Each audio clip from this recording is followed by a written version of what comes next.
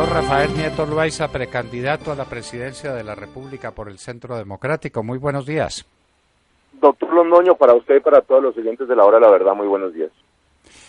Bueno, doctor Nieto, los problemas en Colombia pues surgen todos los días. Esto es como un surtidor, no de hidalguía como el himno de la feria de Manizales, sino un surtidor de podredumbre, lo que se abre en Colombia cada día. Ahí estábamos hablando de los problemas en la Corte, hablamos antes de las dificultades con Medimás, Colombia a punto de ser desertificada por los Estados Unidos. Usted que es internacionalista, qué bien que nos dijera algo sobre eso y sobre las implicaciones económicas que eso tendría para el país.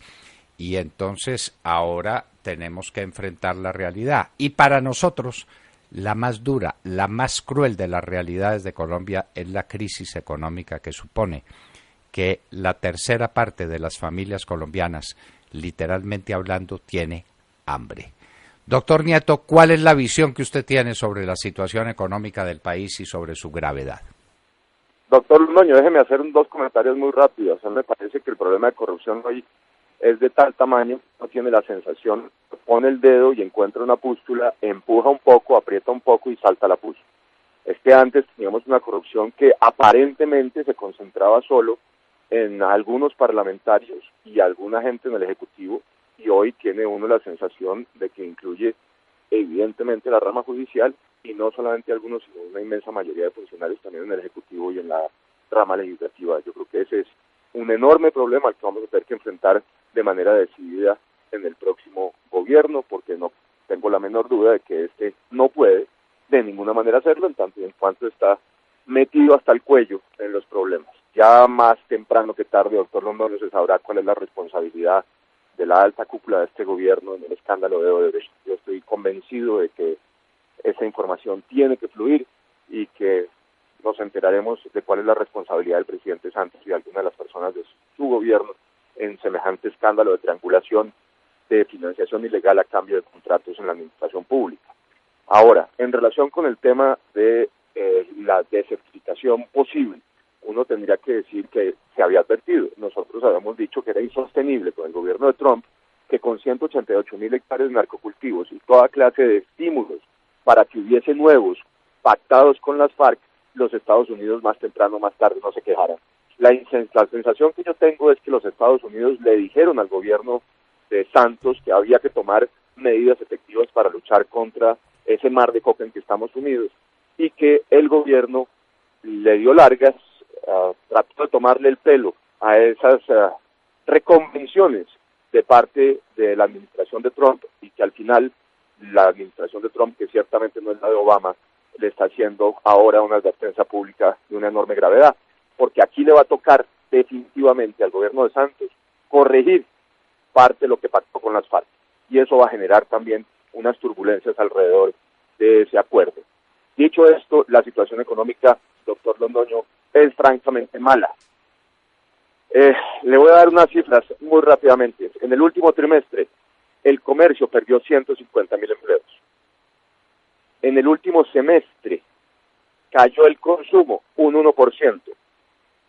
El recaudo aumentó un 15% para el Estado. Alrededor de 4.7 billones de pesos recaudó más este semestre el Estado en comparación con el semestre igual del año anterior.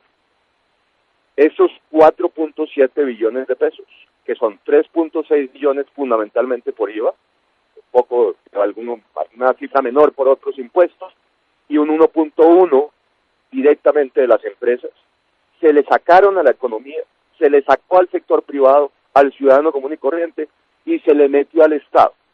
Era indispensable que eso se tradujera más temprano que tarde en una caída del consumo, y eso efectivamente es lo que está ocurriendo. En otras palabras, además de que hay otros motivos, ciertamente, y no es el único, no cabe la menor duda que el efecto de la reforma tributaria ha sido un resentimiento profundo de la economía, que está castigando el bolsillo de la clase media, de la clase baja, que es la que tiene por única carga tributaria el IVA, y también el de las empresas. De manera que se le está sacando todo el aire posible a el sector privado para trasladar esos recursos a un gobierno desaforado fiscalista que terminó teniendo como gastos fijos un conjunto de gastos que tendrían que haber quedado sujetos a los ingresos volátiles relacionados con la bonanza petrolera, pero que los hizo fijos, que no tiene cómo financiarlos y que no puede hacer cosa distinta a sacarle la plata de los bolsillos a los ciudadanos. Esas circunstancias económicas nos llevan, doctor Nieto, a un crecimiento del Producto Interno Bruto que anda en el primer semestre por el lado del 1, larguito, 1.2, 1.1.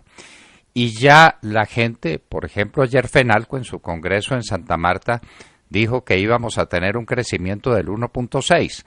Por favor, tradúzcale a los colombianos este crecimiento grotesco, melancólico, en medio de una gran bonanza internacional. Que no se nos olvide eso. Que la situación económica de los países de Europa, los Estados Unidos, China y Japón, es una situación tan brillante como no la habíamos visto en mucho tiempo. Y Colombia al 1.1 o al 1.2. ¿Eso qué significa para el ciudadano que nos oye, para la gente común y especialmente para la gente más pobre de Colombia? Doctor Londoño, el crecimiento internacional de los países que usted ha señalado es el mejor en los últimos 15 años. Ese es un buen dato para la gente. De manera que lo que está ocurriendo en el mundo es este ejercicio que usted señala, de un crecimiento con unas cifras muchísimo mejores que en los últimos 3 lustros. El 1.2 de este semestre es una combinación entre un crecimiento del primer trimestre del 1.1 y del segundo trimestre del 1.3. Mauricio Cárdenas, ministro de Hacienda, sostiene que el crecimiento al final del año de la economía colombiana será del 2%. Yo tengo plena conciencia de que Mauricio Cárdenas sabe que está mintiendo. Para que la economía creciera en el año un 2%, se requeriría que creciera un 2.8% en este semestre que estamos ya en curso. Y no hay ninguna posibilidad de que eso ocurra. La cifra de Fenalco es mucho más ajustada a la realidad. El crecimiento será del 1.5 o el 1.6%. Pero si Colombia no crece al 4%, ni disminuye la pobreza, ni disminuye el desempleo, y más cuando la cifra de inflación está alrededor precisamente del 4%, estamos creciendo por debajo, muy por debajo, a un 25% mal contado de la cifra de inflación. Eso castiga aún más fuertemente el bolsillo de los ciudadanos. De manera que uno agarra esa cifra del 2% y la compara con las cifras de crecimiento de los últimos 15 años y se da cuenta que Colombia le pasa exactamente lo contrario de lo que ocurre en el panorama internacional. Es la peor cifra de crecimiento desde el 2008. De manera que aquí lo que tenemos es un ejercicio contradictorio en el cual nosotros crecemos muy poquito, un crecimiento absolutamente raquítico, cuando el panorama internacional muestra un crecimiento muchísimo mayor. Lo que tendría que estar ocurriendo es que Colombia se beneficiara de ese crecimiento internacional, pero eso no pasa, entre otras razones porque nuestra capacidad exportadora es prácticamente inexistente. Aquí se desmanteló la capacidad industrial, se está castigando fuertemente la inversión y hay enormes dificultades en la explotación del sector minero energético, y lo que debería ser un impulso para la economía colombiana por una mayor demanda en los mercados internacionales no se traduce de ninguna manera en ello, y estamos sufriendo los coletazos de las malas decisiones del gobierno, del derroche de la bonanza petrolera de apenas hace 3 años por parte de este gobierno, y teniendo una economía absolutamente exhausta y un sector privado que no da para más. Esto significa, entre otros, un crecimiento del desempleo, como se ve en las grandes ciudades del país, las primeras 13 o 14 ciudades del país donde está concentrada gran parte de la población colombiana, están viendo caer el empleo dramáticamente. Sin embargo, las cifras de empleo global no son tan malas porque en la Colombia lejana, en la Colombia de las muy pequeñas poblaciones, en ciertos sectores campesinos, hay prácticamente pleno empleo. ¿Eso quién lo entiende? ¿Y eso qué significa? Yo creo que esas cifras no corresponden a la realidad, doctor Londoño. Me da pena decir, yo normalmente le creo al DANE, pero desde hace un tiempo he dejado de creerle, porque me parece que no coincide de ninguna manera las cifras de crecimiento con las cifras de empleo. Ahí no tiene una relación lógica. Uno entiende que a mayor crecimiento haya mayor empleo, mayor demanda de mano de obra, pero no tiene ningún sentido que a menor crecimiento, a un crecimiento raquítico como el que tenemos, haya mayor cifra de empleo. De ninguna manera puede ser eso posible, de manera que uno tiene que tomar con muchísima precaución, y tampoco corresponde con lo que uno siente en los recorridos que hace por el país. En todos los municipios de las zonas además rurales le muestran a uno que lo que hay es una queja sistemática porque no hay mano de obra y la economía está castigada, y en cambio aquí muestra las cifras que usted está señalando. Yo miro con enorme desconfianza eso que está ocurriendo ahora. Salvo que haya un fenómeno que el DANE no registra, que el Banco de la República no registra, pero que todos sabemos que existe. Y es que en esos lugares alejados, donde hay pleno empleo por la coca, y por la amapola, y por la marihuana. No estamos metidos dentro de una diabólica centrífuga, donde aparece por una parte en el centro la aniquilación del aparato productivo y en la periferia, girando locamente, estos cultivos multiplicados de la cocaína, de la marihuana y de la heroína.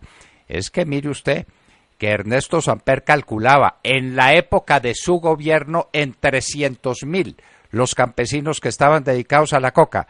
Esa falta de mano de obra a la que usted se refiere, mano de obra campesina, no es que está toda raspando coca en un negocio que se ha multiplicado 5 veces y que nos tiene a un punto de la desertificación de los Estados Unidos, sobre lo cual también le rogaría una palabra. Sí, señor, yo creo que usted tiene razón. Yo creo que evidentemente en algunas zonas rurales hay un traslado de la mano de obra de los cultivos lícitos a los cultivos ilícitos. Esa queja se presenta, por ejemplo, en la zona cafetera colombiana. Usted sabe que la tarea de recolección de café se asemeja a la tarea de recolección de la hoja de coca, tiene, digamos, una dinámica similar, de manera que los recolectores del café colombiano son muy apetecidos como raspachines de la coca, pero me parece que eso es insuficiente para mostrar pleno empleo en otras áreas del país que no tienen esa presencia de narcocultivos.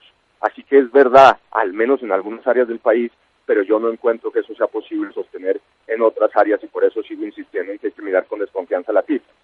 Ahora, ¿qué viene con la desertificación? Pues no, a ver, habría que advertirlo. Aquí hay una advertencia, no hay todavía un proceso de certificación, y yo intuyo que no va a haber un proceso de certificación porque al gobierno colombiano le va a tocar empezar a tomar medidas reales que calmen la ansiedad, la preocupación que tienen los norteamericanos con el mar de coca que estamos viviendo. Me parece que no hay, que no tendría ningún sentido, ni sería lógico, y sería absolutamente irresponsable por parte del gobierno colombiano no empezar a tomar medidas de fondo para resolver el problema. Así que yo esperaría que no se produjera la desertificación, pero de entrada, si eso ocurre, lo que muy posiblemente va a ocurrir es que el 25% de la ayuda que hoy recibe Colombia en comparación con lo que fueron los buenos años del Plan Colombia por parte de los Estados Unidos se suspenda, y que haya un conjunto de dificultades y presiones adicionales que se puede traducir también en trabas de carácter arancelario y para el libre comercio por parte del gobierno norteamericano. Eso, por supuesto, sería el desastre absoluto, de manera que yo confío y espero que la advertencia haya sido recibida ahora sí, porque es una advertencia que se haya hecho en privado, doctor Londoño. Eso creo que hay que decírselo a la gente. Los Estados Unidos nunca van a hacer el ejercicio que hicieron ayer, de decir públicamente que es posible que entremos en un proceso de desertificación sin haber antes pedido cambios sustantivos por parte del gobierno colombiano en su conducta en la lucha contra el narcotráfico. Lo que ocurrió es que le pidieron al gobierno colombiano esos cambios y que no se hicieron, y que como resultado de no haberlo hecho, el gobierno de los Estados Unidos alza la voz y hace una advertencia pública. Advertencia pública, nos van a desertificar. Y finalmente, doctor Nieto, hoy tenemos una noticia económica en la prensa que nos tiene con el corazón partido.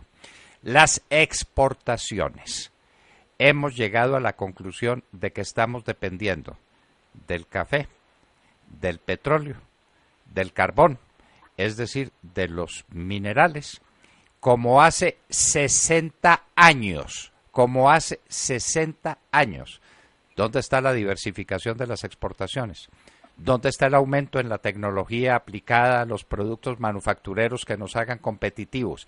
En ninguna parte. Estamos en el punto en que estábamos hace 60 años. Esto es posible con una población creciente, cada vez más ilustrada, cada vez más necesitada de un horizonte. ¿Esto es posible que estemos exportando lo mismo que hace 60 años?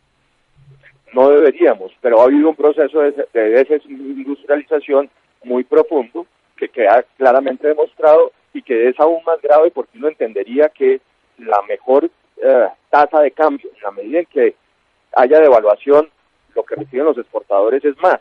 Eso uno tiene que mostrárselo a los colombianos. A una tasa de cambio más alta en relación de peso y dólar, pues los ingresos para los exportadores son mayores y los estímulos para las exportaciones también.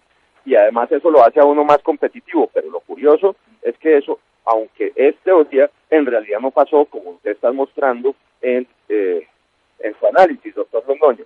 Y con un problema que creo que tendría que agregar usted en su análisis, es que vamos a perder la autosuficiencia petrolera en apenas 5 años.